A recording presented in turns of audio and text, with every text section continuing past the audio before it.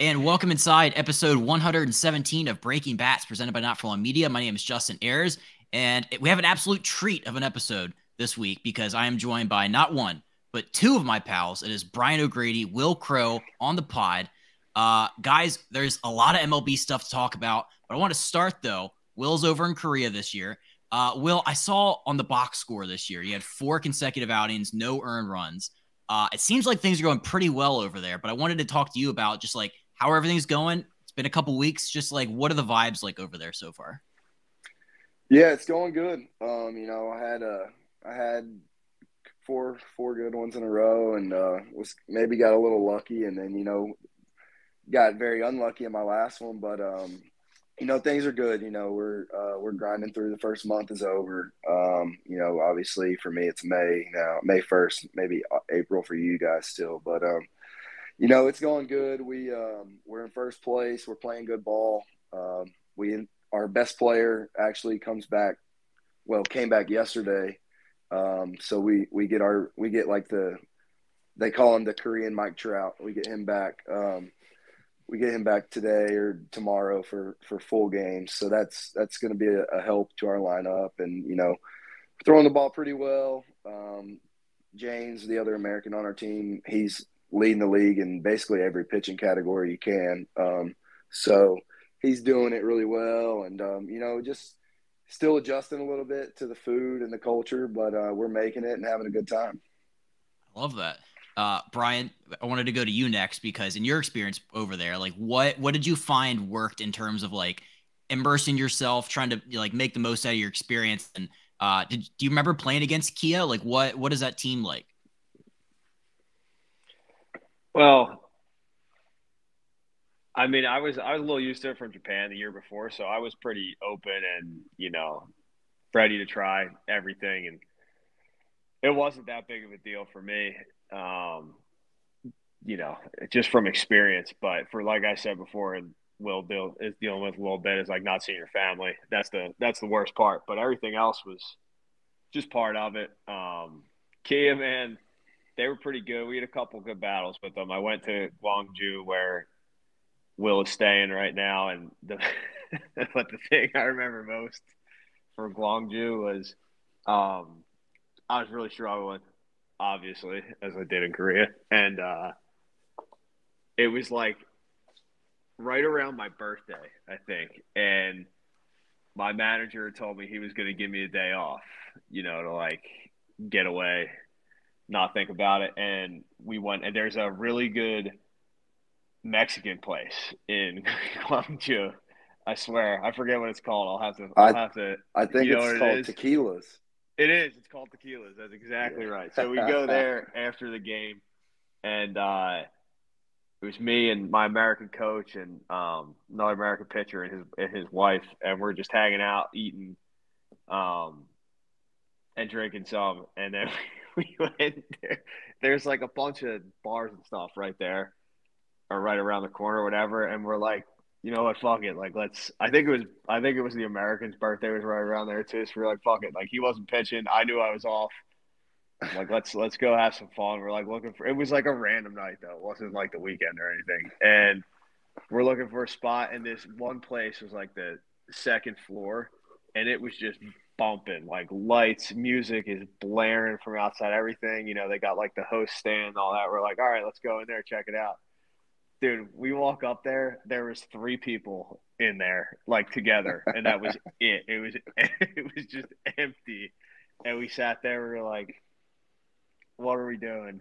Next thing I know, our translators like ordered Jägermeister like bottles, like Jägermeister and something else, and we're like, "Well, guess we're sitting here." We sat there till like 3 in the morning, just having a good old time. It was like I'll never experience anything like that ever again in my life. It was hysterical. But day off next day, and it didn't help. I didn't hit any better after that, in case anyone was wondering. But that's what all Guangzhou. That's all I'll ever think of is that. That's pretty good. Yeah, that's um Will, so like have you gotten a chance to go out and explore a little bit? Like I know that like the Korean fans I think they've embraced you, because I saw, like, I think your episode last time was like our biggest ever on YouTube. And I think it's all because of the fans over there in South Korea. Like, are you feeling the love and kind of like the momentum behind you over there? Oh yeah, you definitely feel the love. Kia actually has the best fan base. I think I said this last time, but we're like the biggest fan like group in the country. So when you're walking around, or like I've been to the mall a couple times, and when you go to the mall, it's hey, it's not hey, it's oh my gosh, oh my gosh, and then it's like picture, picture, picture, and you're like, okay, yeah, yeah. So Burrito's been here for 3 years, our Dominican hitter, and he is like 6'6", one of the only colored people here. So you really can't go anywhere with him, because if you go with him, it is like he's got a little dance, and his dance is like they all do this and yell his name, and they like sing his name, and like to Diaz's the trumpet song. So that's his walk up. So they do that to the trumpet song. And when they see him on the streets, like you'll be like 100 yards away from people, and they're like, you can tell they like recognize him. And as they're walking towards us, they're like doing this, and we just start dying laughing, and like, so you can't really go anywhere with him. But like me and James, if we're walking around, we're two Americans in a rural city, like an hour or like 4 hours from Seoul. So like they'll like double take at us, and then it's like, okay, yeah, they start realizing you. So we've been able to go out some places. We kind of stay close to home a little bit just because we're in a good food area. But Tequila's is near the hotel for the away team. And like Burrito, if we have a day off, or like we're at home, like when my wife was here, we had a day off, and it was like, oh, we're going to Tequila's. So we like all taxied over to Tequila's. We had some margaritas, chips and queso. Like it was like, man, this is wild that we have one of these in the middle of Korea, like a full authentic place. And the one thing, I don't know if it was there when you were, Brian, but the one thing I will not forget about this. So like like the supper, like the Jesus, where they have like the whole table of like all the foods on it and stuff. So they have like a mural of like that on the wall, but everyone's holding a different bottle of tequila, and like Jesus is holding like a bottle of Don Julio at the like Last Supper picture on the mural on the wall. And we were eating by it the whole time, and I like kept looking and just thought it was like, just some decoration.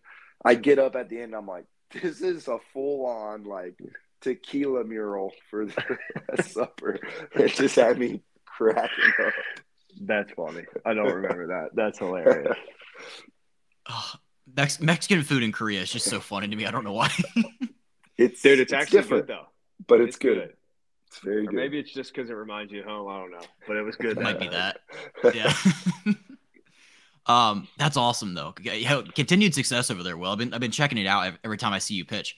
I wanted to stick on that side of the world and talk about a guy who came over from Japan this year, Shōta Imanaga.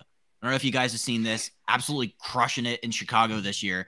I know that it's kind of been the case with a lot of guys when they come over from Japan, like the pitchers, where it's like they'll have a great first season and then they won't be able to replicate that. I don't know if it's just like the league has figured them out. Brian, I'll start with you. Did you face Shōta when you were in Japan? No, he's the one guy I didn't face. He was in the other league, and he just didn't. When we played the interleague, he just didn't pitch against us. But that being said, his fastball is really good. He's got good ride on it from a lower slot, and it's just tough to catch up with. But I think in general, and I've said this before on here, for American hitters, the style of pitching that the Japanese pitchers have is just harder. It's different, so it's harder for us to hit until, like you said, you kind of get used to what they throw, or you face them a couple times, or you play a full season over there and you get a better idea. But then those guys who are, really good, like Imanaga, Yamamoto, Senga, and who's the other one that just got? I can't even remember. But they have that velocity and those really good fastballs to go with the other stuff that you're just not used to seeing over here as you're coming up or as you're even playing in the big leagues. So it's like in the I said it for the World Baseball Classic. Like it's just different, so it's harder for us as Americans. It's just a different style. And when those guys have the good velocity to go with it, the good fastballs, it's really hard. Will, do you think a good fastball like Imanaga's is something that you think will be able to play long term? I mean, I think there's definitely an adjustment period. But I think, there's differences between guys who throw like 96 and don't really have the command, and a guy like him who, even in, Japan really dominated with, strikes on the corners, mixing and matching. And I think you see that from him. If you watch, like if he throws a ball in the middle of the zone, he knows it immediately, right? And like he gave up that homer the other day, and he was like, before it even like got to home plate, he was like reacting. So like he knows where the ball's going, and I think success in the big leagues gets you as far as your command does. I think there's very few guys in the big leagues who can just go and outstuff you every day of the week, right? Like every time a guy, especially starting pitching, you're going 6+ or trying to go 6+ every time.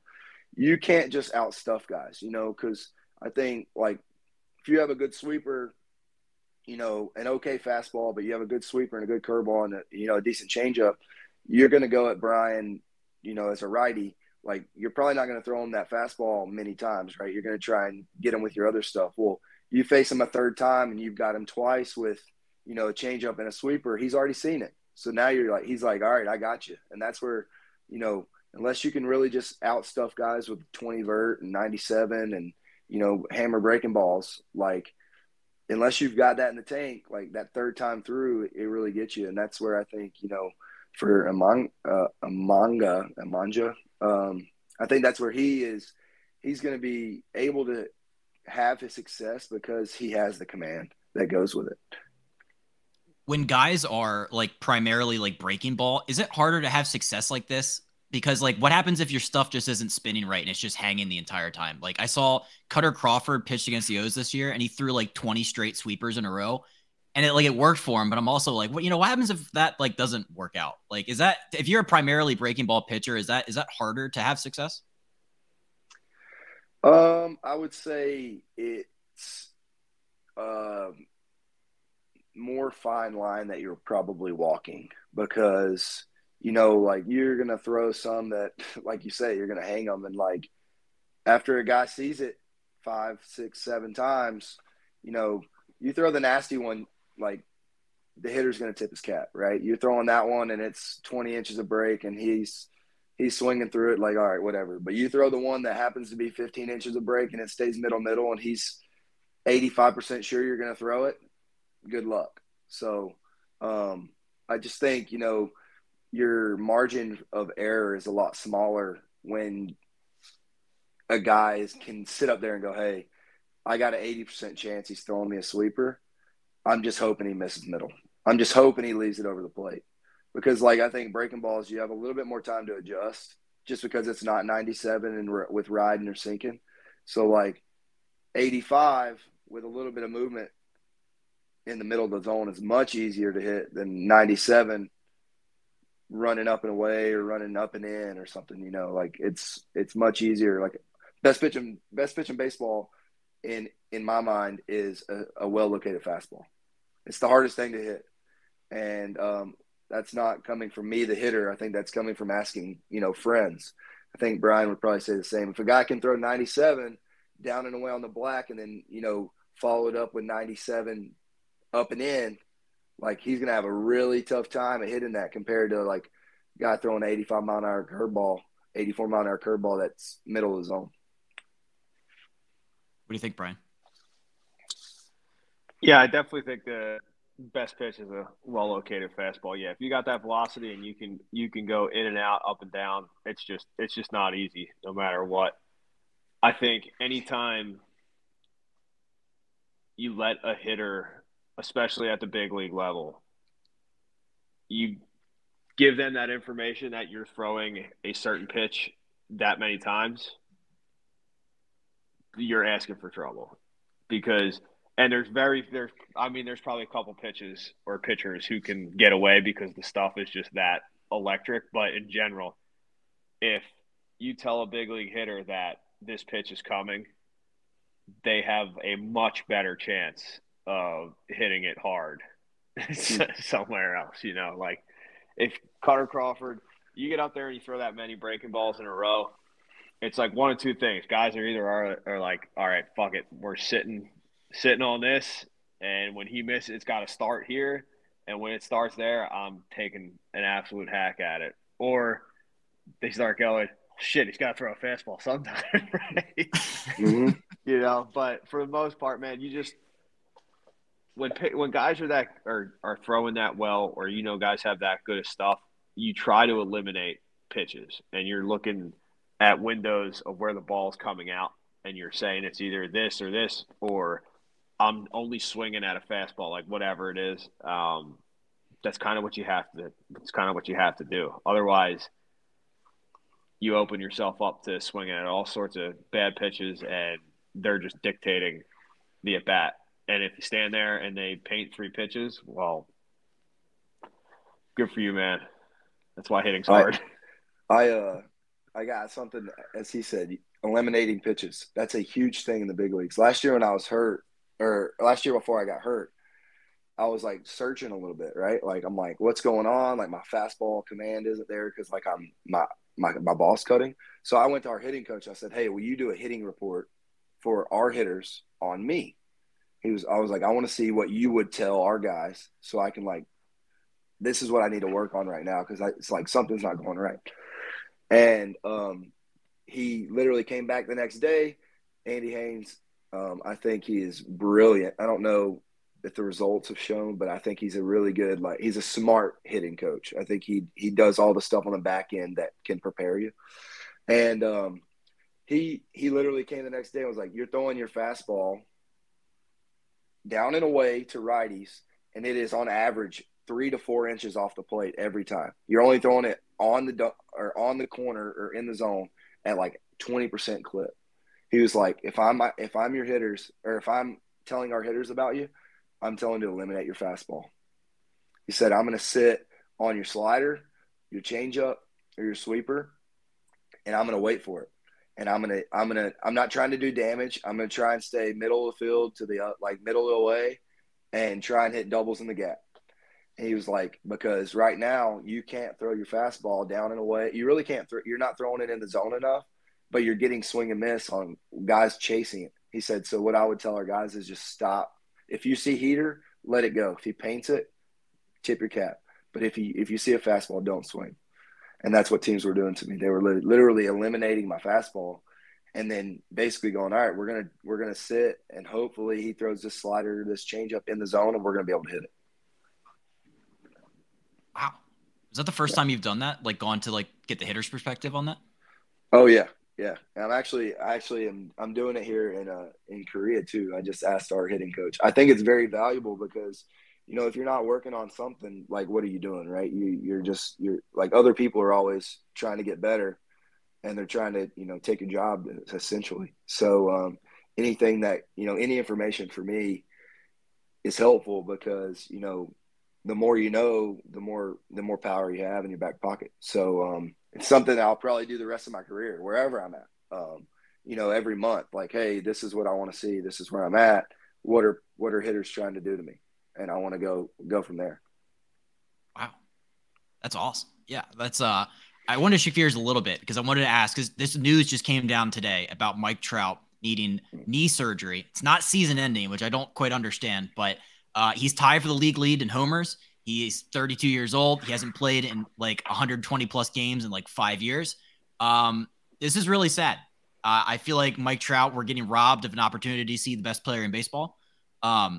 Brian, you played against Trout, right? Like what do you remember about just like the competitor he is, and just like how sad is this for baseball fans?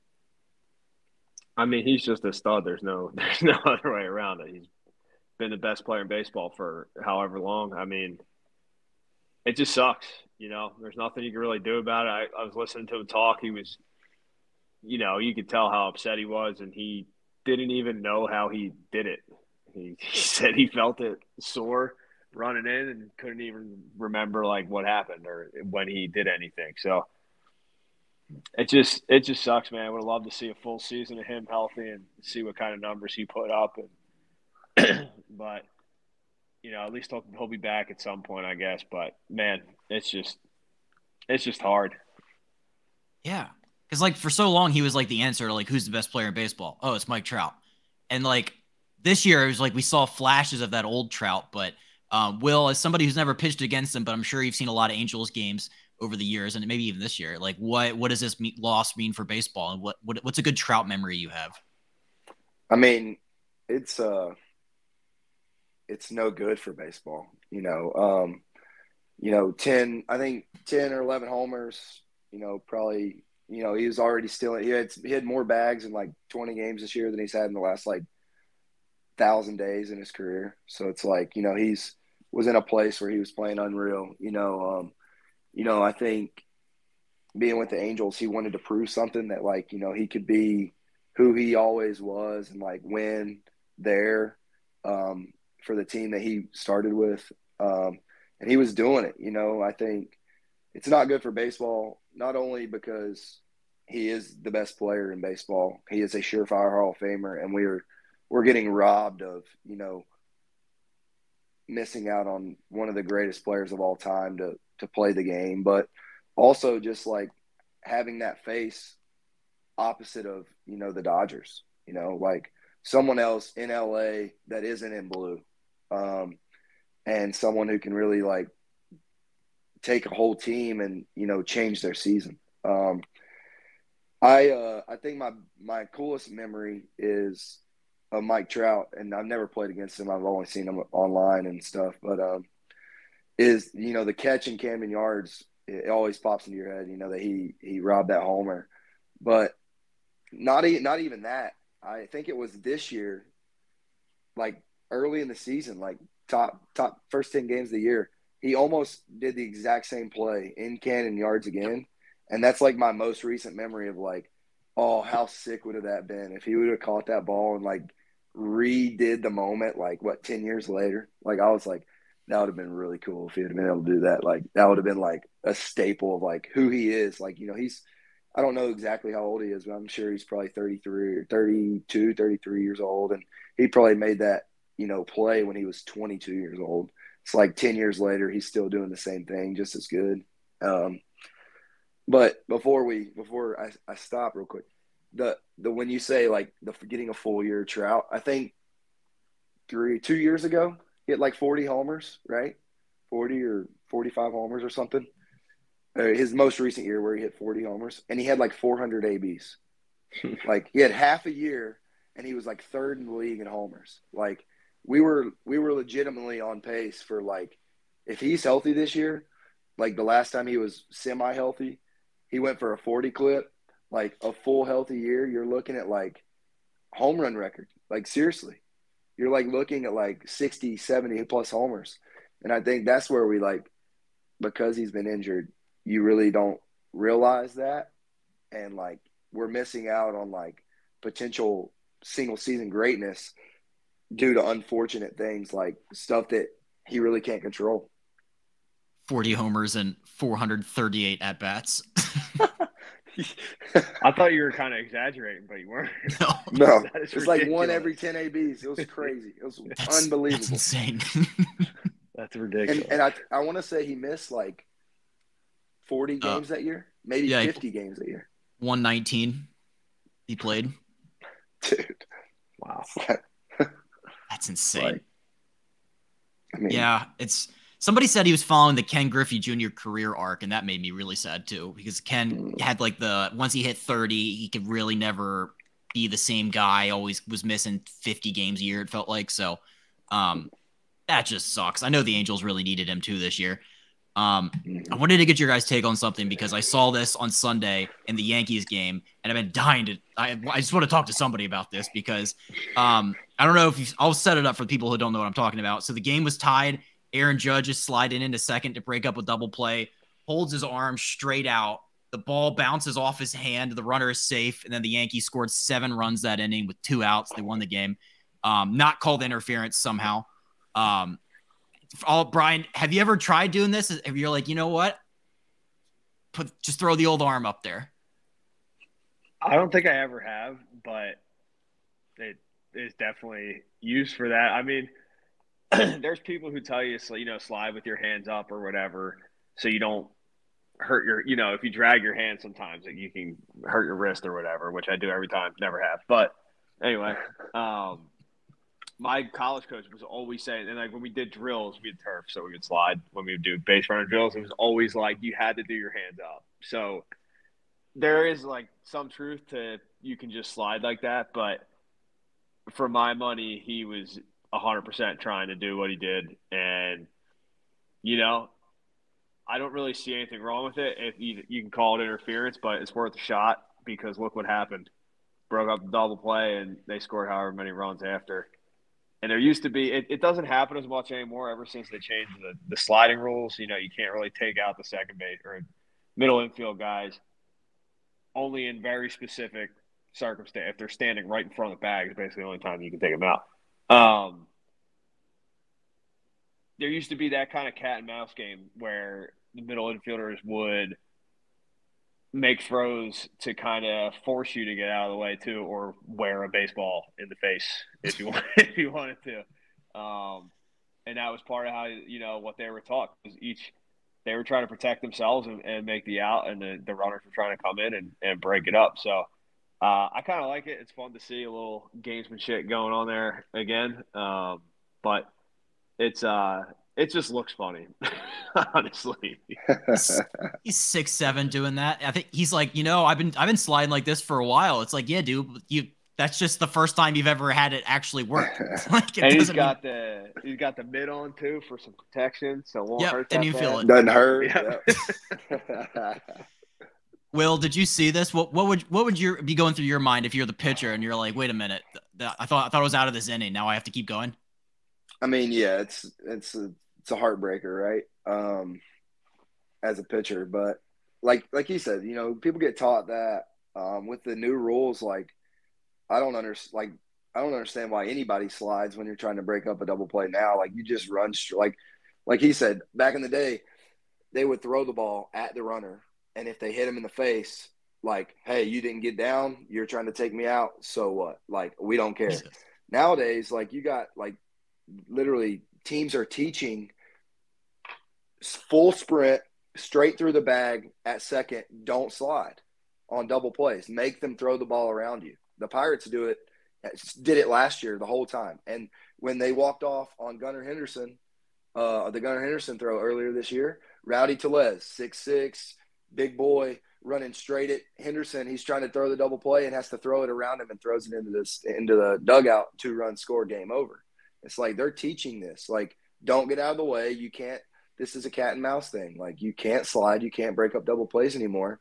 There's nothing that says you got to slide into second. There's nothing that says they're going to call interference. So just take your 6'5", 6'6" body and run straight at second base. Run straight through the bag. Like, who cares? Like, they're not going to call for interference. Make them throw the ball around you. And it's a part of that, like, all right, we're trying to get the little bit of advantage. We're trying to make, every run means something now. Every out is something like that.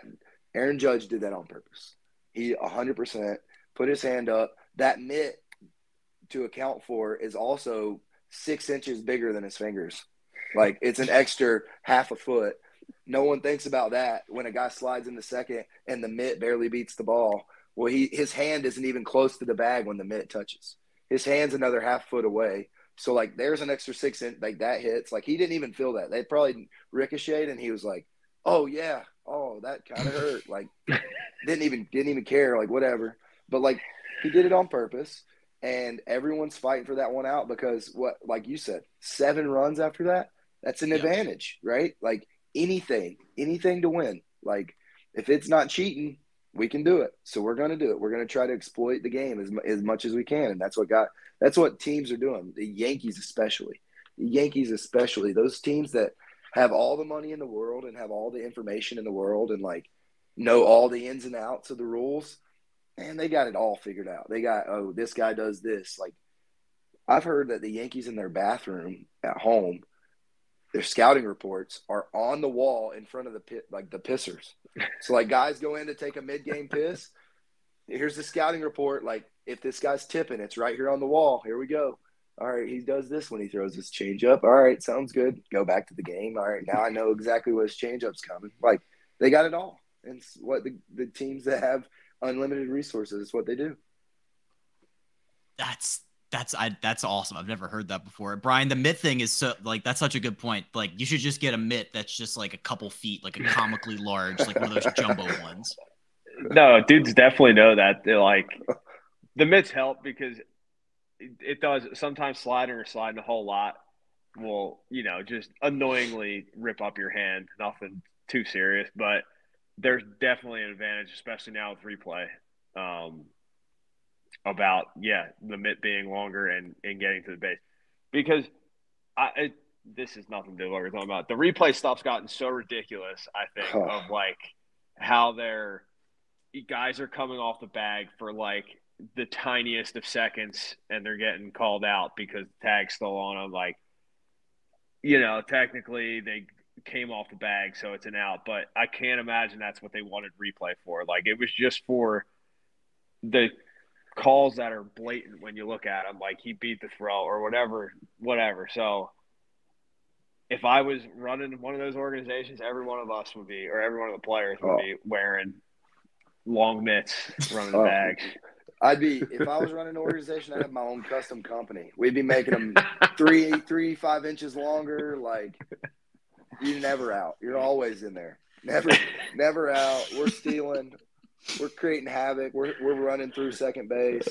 Every bit of it. The bases are bigger, yeah. So it just everything's just going to get bigger. That's you brought up a good point, and a friend of mine asked me this earlier today, so I wanted to ask you guys about the automated strike zone.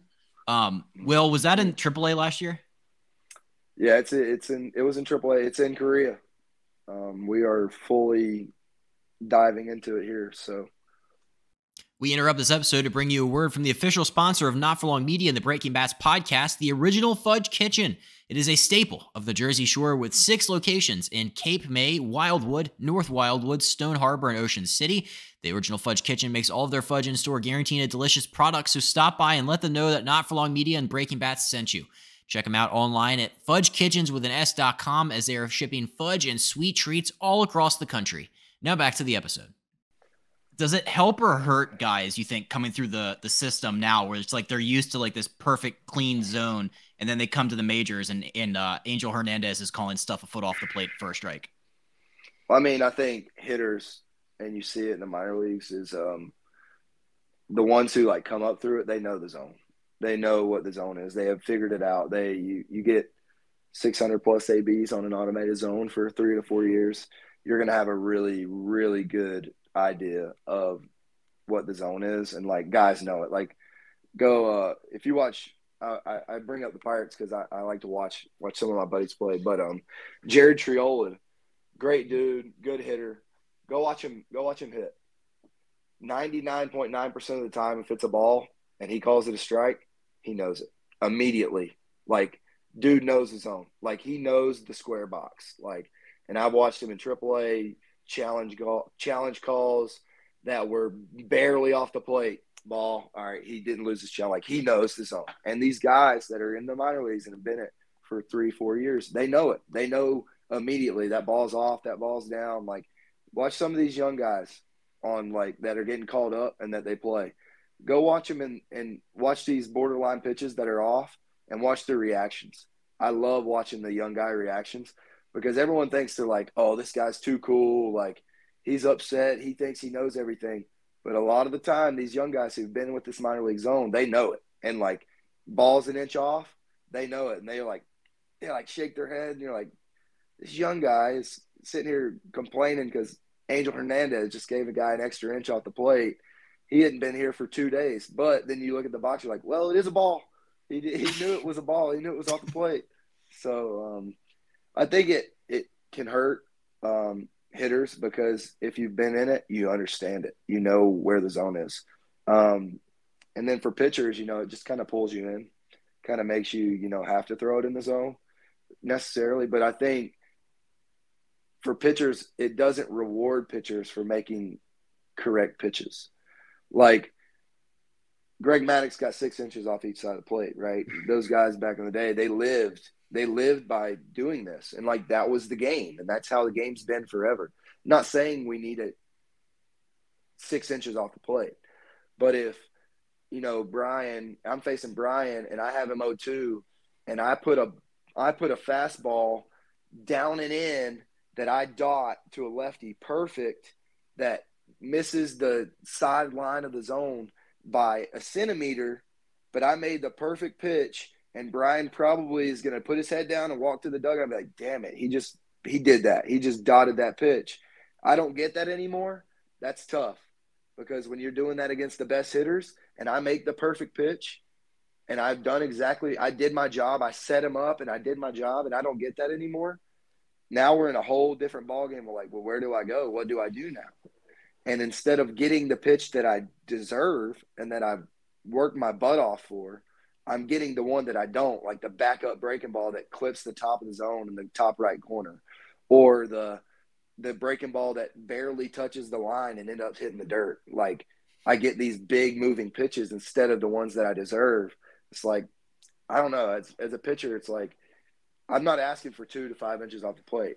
I'm asking for the one that, like, okay, misses the side of the zone by not even a fingernail, but I did my job. I set it up and I froze a guy. I'm not getting that freeze pitch anymore. I'm not getting it because it's not on the zone technically. And that's the one I want. I don't want the backup breaking ball 0-0 or 0-2 that I threw bad and the hitter goes, oh, that's a ball. And then it clips and he's like, are you kidding me? Like, I don't want that. I don't want the crossfire fastball that I was supposed to throw up and away, and I throw it down and in, and my catcher does this, and it clips the corner of the zone. I don't want that pitch. Like it's not the way baseball should be played. And I don't know. ABS just irritates me. I'm going through it right now, so whatever. Sorry, don't get me going. Brian, have you ever played with an automatic strike zone? No, I haven't, but I agree with a lot of what Will said. I think most hitters do. I don't think most guys want just a strict robo zone because as much as we complain about the umps and, them missing calls and everything like that, the vast majority of them are good at their jobs. And I like the challenge system. I like having that challenge and how quick they get that done too. It's only a couple seconds, so it's not like you're stopping the game and it's dragging on. So I think that is probably the best answer in my opinion, is to have some sort of system with the challenge. And I haven't played with it, so I don't even know what the rules are, if it's one a game or whatever, but some sort of challenge system, and then you leave the umps back there, because Will's right. I mean, if your catcher's set up on that outside corner or whatever, and you put it there and it misses that zone, that automatic zone by a centimeter, well, shit. In real life, you're probably getting that call, and that's okay. Everything he said would bother me as a hitter, the ones that he was talking about that he doesn't want. So I don't think the answer is getting rid of the umps and just going full blown automatic, but I do like the challenge. I think that's for the crucial moments or for the really bad calls where you're like, there's no way, then you can get that shot. It just feels weird. Yeah, go ahead. Sorry. What's your take on this? I heard this the other day. Someone's talking about the ABS. They said, well, every time the game ended, see, I played on the challenge system, right? I played in it last year, and no one did this. But people were saying, well, every called third strike to end the game is going to get challenged. What do you think about that? And that never happened in AAA. Like, never. Like, usually so you're saying people thought it would and it never did?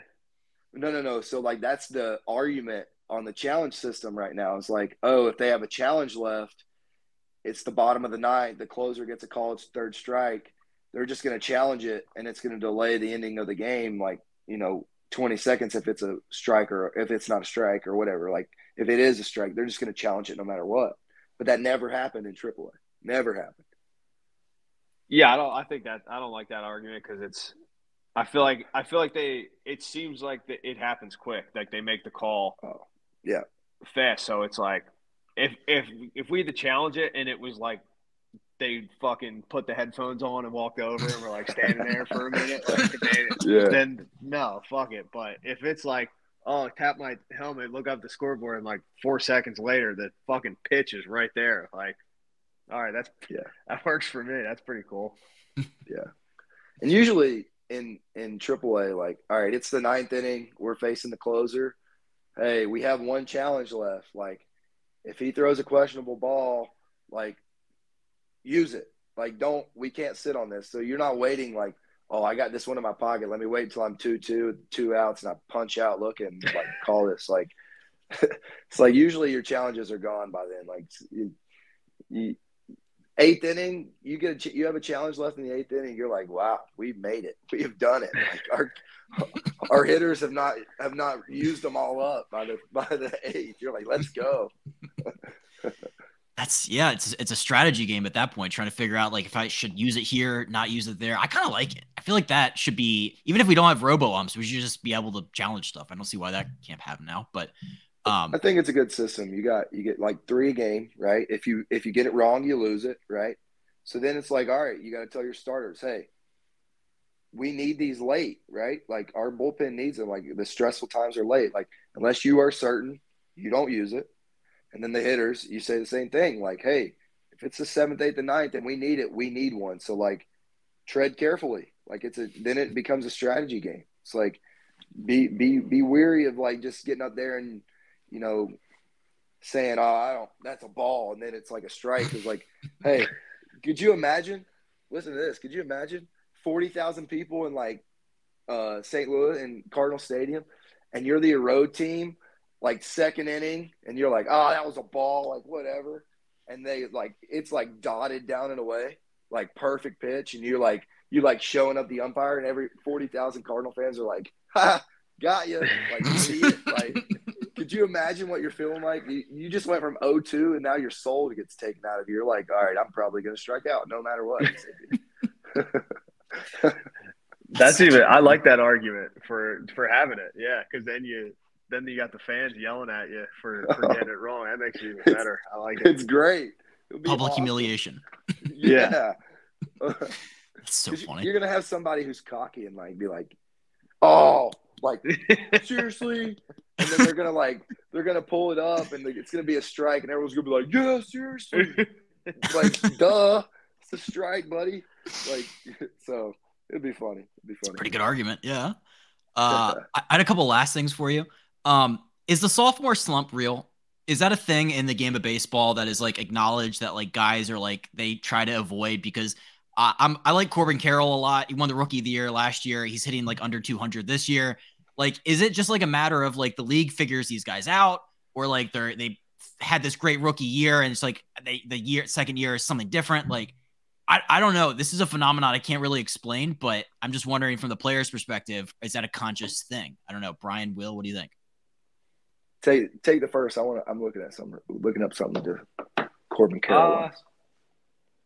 No, I don't think it's like a real thing. I think part of it is definitely, especially in Corbin Carroll's case, teams were really working hard to figure out how to get him out. Looking back at all the pitches and stuff he had last year, I mean, he was incredible last year. They went to the World Series, so they're like, this is a guy we have to get out in order to beat them. So it's definitely teams getting a book on you, but I think it's just baseball's really hard, and pitchers are really good.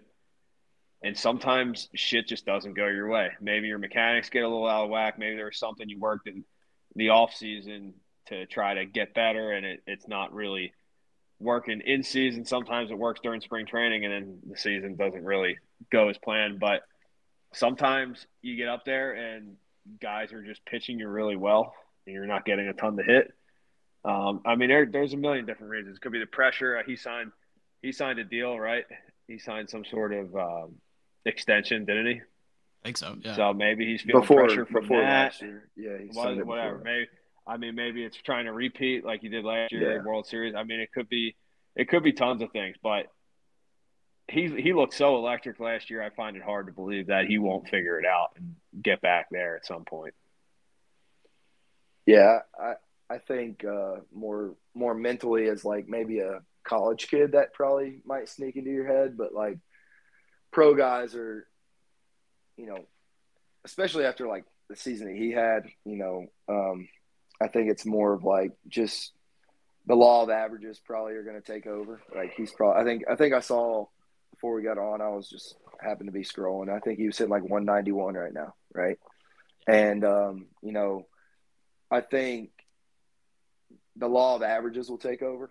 Like you're going to look up in 5 months or 4 months, and he's going to be hitting 270 with 18 homers and 50 bags, and he's going to be right back in there. You're going to go, well, if he didn't suck in April, he'd be hitting 300 with 30 homers. It's like, but I will say this. This is something that I saw. This is from 3 days ago. I saw it the other day on Twitter. Corbin Carroll hurt his shoulder on a swing on 7-6 of last year, right? So I don't know what his full numbers were last year, but I'm sure it was over 300 with, 25, 30 homers. His numbers since the swing on 7-6, 425 plate appearances. He only hit 259 with 8 homers. And he had a WRC of 105, but his barrel percentage was 5%. And I'm pretty sure that's like way down from like his full season. So basically half the year he hit 260 and half the year he hit probably 360 if he end up hitting like 330, whatever it may be, So, I'm not sure that has something to do with it, but I would be very willing to put some money on it that whatever he did in that swing that hurt his shoulder went into the off season to try and figure some things out to maybe not have that happen again. And it might have worked in spring, and now we're in season, and it's not really clicking. So I saw something else where his like walk percentage may be up, and his swing and miss percentage may be down this year compared to last year. And someone was saying, but also his balls in play and his like barrel percentage is down. So maybe that swing and miss that he was trying to eliminate has also affected his contact ability, because I remember pitches last year, like breaking balls below the zone that were good pitchers' pitches that he was crushing for doubles and homers, right? Like pitches that were out of the zone. And, maybe that had something to do with his formula. Like Rafael Devers, he's a bad ball hitter. He is notoriously known for hitting balls that are not supposed to be hit. He hits them for doubles and triples and homers, right? If you take that out of his game, who is Rafael Devers, right? If he is a bad ball hitter, he's hitting pitchers' pitches. Like, that's why he hits 320. Is Corbin Carroll not hitting these pitches anymore because he's taking them and he is getting these walks and seeing more pitches, but is that affecting him on the other side because he can hit bad ball pitches? He's got the swing, or he's got the bat to ball ability and the talent to put these balls in the gap and run for days. Like, you never know. That's something else that he might have worked on that just isn't working for him. Wow. I'd never heard that before. That makes a lot of sense though. And especially with I feel like, yeah, if somebody's like, they go from hitting really well one year to the next year, it's like, I don't know, injury maybe. But hey, in a couple months, he might break out of it and we'd be just all look like dummies. Like, yeah, of course he's going to bat 300. The fastest guy in the league. Like you put the ball in play enough over the course of 6 months, he's looking at 250 at minimal right in the face with 35 to 40 bags. So, and I think with that lineup, if he leads off and he's hitting 250 with 40 bags with Suarez and Walker and Gurriel, they're going to win a lot of games and probably be right back in the mix. So he just gives hope out there to all of us 5'10" people. So he's our hero, and we love him for that. Brian, I wanted to ask you, because we were texting about this last night, but I wanted to like get it on here. Randy Arozerena, this is kind of the same thing as Corbin Carroll, where he's going through it. I think Randy's batting worse than Corbin is. I think Randy's batting like 148. He came into the season with 20 pounds more muscle, and his arms were yoked. And people are theorizing out there on the interweb that like that has something to do with like his down year. It's like he's too jacked. Do you think that's a thing in baseball where being too jacked can like mess up your swing? At a certain point, yeah. I mean, Randy's not really like tall. Dude, I don't know how tall he is, but he's not like very tall. So he when I was there put on a 20 pounds while he had COVID and wasn't allowed to I come. saw that. So I think maybe for him, he might have gotten to that point where it's like not beneficial. You know what I mean? Like diminished returns, and it can definitely alter your swing if it changes how mobile you are or how well you can move. So it definitely could be a thing. I don't really know why he would try to put on more muscle. I think he was a pretty good player without it. But I also and I said it to you. I can't remember where I saw it. Something on Twitter talking about he was like working on hitting the ball the other way, and in the off season for I guess he didn't think he did it well last year, and in spring training and like what just wasn't working out because sometimes as a hitter you try to do things to get better or to add to your swing or to the things you can do, and it sometimes can just take you away from what you do well and have the opposite effect. Like I know very well, and so it just could be the approach, could be changes in the swing from that thought of the other way, or it could be he's got to stop doing bicep curls with Yandy because they're getting in the way now. They're all viable options. Between him and Yandy, an arm wrestling match between them would Dude, be pay-per-view television. Yandy has the biggest biceps I've ever seen on like a non-bodybuilder. They're ridiculous. He's huge. It's ridiculous. Hey, you said that in the offseason he was trying to hit the ball the other way? Like, that's what he was working on? I saw something on Twitter about him he didn't hit the ball well the other way last year or something, and he was trying to work on that in the offseason. So maybe, if it's one thing to do it in the cage or even off a machine, but then when you're facing big league pitching and you're like trying this new approach where if his swing got manipulated some, like maybe he's not hitting the ball as well to the pull side anymore, and that's where all of his damage was coming last year. So you take that away, it's like, well, fuck, what do we have? Yeah. So I don't know how true. That's just something I saw on Twitter. I haven't seen his at bats or anything really. So the reason I asked is I read a thing last year about Arozerena, and he hits the ball in front of the plate on average the farthest out in front of the plate than anyone else in the big leagues. It's like on average his contact area is a foot in front of home plate. Wow. It's like right around a foot.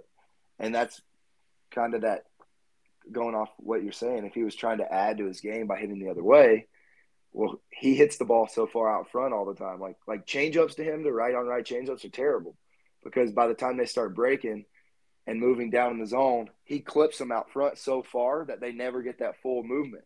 And he just doubles or hits homers down the line. That's why they're no good. That's why everything away from him, like sweepers, sliders, are better because they break out of that hitting zone for him way out in front of the plate. Because literally, I think, and it might not be a foot, but I know it is the farthest in front of home plate is where he does like 90% of his contact is the farthest in front of home plate of any player in the big leagues. I remember reading that. So like, which would lead to him being a pull hitter and hitting the ball pull side 90, however much percent of the time. Will, Brian and I were texting about just like the opposite of like somebody who's super jacked, like the little, who'd you say, Brian? Was it like Fletcher from the Angels? Yeah, he was the first one who came to my mind, but it was just like the opposite of being super jacked is like guys who are like my size, like out there just mashing homers. Like, I think you're seeing that a little bit in Korea now too, aren't you? Where guys who are like super small and tiny, like slapping the ball around. Like, how do you pitch a jacked guy versus somebody my size? Yeah, well, you deal with a lot more of the skinnier, like smaller guys here who are 8, 9 holes just trying to slap her. Like the 1 hole and the 9 hole are definitely, they're like pesky little slap hitters, C10 pitch ABs. But yeah, I think you have your damage guys, and you know where they do their damage, and you're very wary of being in those damage situations or damage zones for them. As to where like these little guys over here who are like, all right, they're going to see 10 pitches, they're going to try and foul off 6 in a row, they're going to try and hit a bloop to left field, like these things are in my scouting report for those guys. It's like, all right, I'm throwing 5 pitches or less, right? I don't really care if I strike this guy out. Like, this is not a strikeout guy. Like, if I go at him with my best crap for however many pitches it takes, it could take me 20 pitches, right? Like, it literally could take, because they're just gonna, like, I'll throw the nastiest backdoor breaking ball. It'll be down and away on the corner, like disgusting. I let go of it. I'm like, all right, yeah, see you, buddy. And the last second, it's a half swing, sword, touch, foul off into the dugout. The whole team's ducking because it's coming in there at like 75 miles an hour. And literally the guy, like, he literally doesn't step out of the box, barely gets through his swing, back on the shoulder, taps home plate, right back in. Like, okay, here we go. Like, he's ready to go. Like, he doesn't care. So for me, like, these slap guys who are, smaller, and you're just trying to, get them to hit a good pitch at somebody, because they're just trying to play tennis basically with the bat. And like, if you throw it high, they're literally going to put it 6 feet over the shortstop's head at like 82 miles an hour, but the perfect launch angle. And then they're going to get on first. And if you're not a 1-1 to the plate, they're still in second. And it's an auto double. That's literally how it is here. Like, there's a guy, my last game that I just pitched, LG. Guy's already got 20 bags in 30 games, not even 30 games. Like 28 games, he's got 20 bags. He's their 9-hole hitter. And doesn't bunt, nothing. Like, all he does hits ground balls on the ground, and like, if they sneak through, good, see ya. Like, it's an auto double. Like, 5th inning, ground ball. We were playing. Our third baseman was in, and he hits a little like fastball. That's probably a routine ground ball to third, but we're playing 6 feet in because he might bunt, and it sneaks right past our third baseman. And me, I'm notoriously known for being quick to the plate. I'm like a 1-1 or less. Like, I pay attention to the run game. And sure enough, first pitch, I'm 1-1. I held for like 6 seconds. Like, he runs this, our catcher throws it a little high. He's still second, double immediately. It's like, that's his game. And that's the way they do it over here. That's the way those little pesky guys are. It's like, slap a single, I got a double. Here we go. Tennis with the bat got me. Yeah. Hey, you know what? It's just, that makes me feel good as a little guy that I could have had a career in the big leagues, like some of these other guys. All right, we'll end with this. I saw a couple things in baseball in terms of like teams and guys trying to change the vibes up. So I don't know if you saw the Twins have a rally sausage. They have a package, an unopened package of sausage. Their manager, Rocco Baldelli, had a very funny presser talking about it. That like, it's anytime somebody hits a homer, they get to hold it and like walk around the dugout. And then, so that helped them change the vibes. And also the Royals, like they all wore high socks, like the infield, and they all like, I think they went on a little win streak. Have you guys ever been a part of anything weird, any superstitions, like trying to change the vibes up, anything mojo related? I definitely have. I'm trying to think of what exactly it was, but without a doubt, yeah. You go through points in the season as a team where like the vibe change is just needed. Whether it's music, whether it's a show and go, whether it's something like that. You're talking about props. I mean, in baseball, you inevitably stink as a individual and as a team. It really, there's no way around it. And when those times come, you'll do anything to get out of it. Anything. The last one I remember was me personally, was my American coach in Korea. He took all my bats and was flushing them down the toilet to get the bad juju out.